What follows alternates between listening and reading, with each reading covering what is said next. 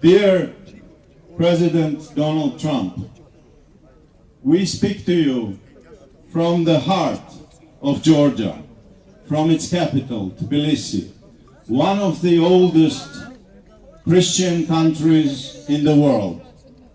We, our nation, are gathered here to protest and oppose an imposition of unacceptable pseudo-moral values upon our nation.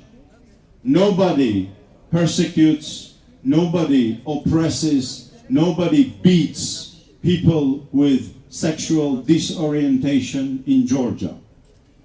But at the same time, we still have a very strong sense of virtue and sin. Sin is something to be ashamed of, and we will not allow normalization, glorification, and celebration of sin. This is not our way.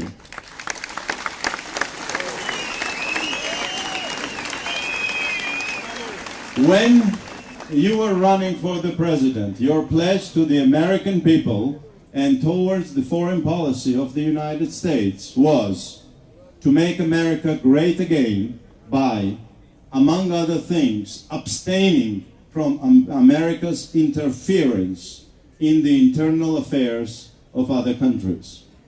3 years into your presidency, we are hopeful that you will keep your word.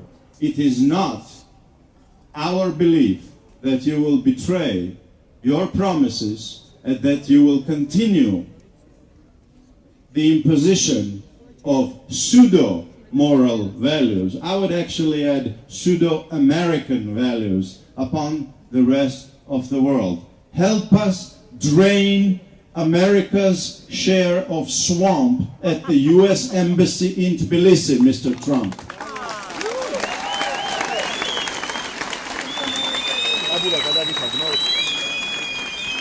Help us put a leash on the globalists, on hilarious globalists, nested in the US Embassy since the times of your predecessors. We have nothing against American people. Although we are dressed differently, we are pretty much the same hard-working people that you Americans call conservatives. French would call traditionalists. We call them erovnuli. We, irrespective of the term, traditionalists, conservatives, we are the same. If somebody decides to lead a sexually perverted life, that's their choice. But if we want to be the society who has the right to say what it thinks about it, that is our choice. And we are not going to let you or let anyone take away the right of free speech from us. Imposition of pseudo-moral values is the attack on traditional societies, and we sincerely hope, Mr. Trump, that you will help us abstain from any radical actions against which we are gathered here.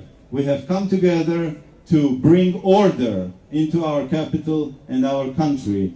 Help us, Mr. President, avoid civil chaos and call back globalist dogs who are trying to force upon us something unheard of in Georgian values, Christian values, Abrahamic values, and Caucasian values. Thank you very much.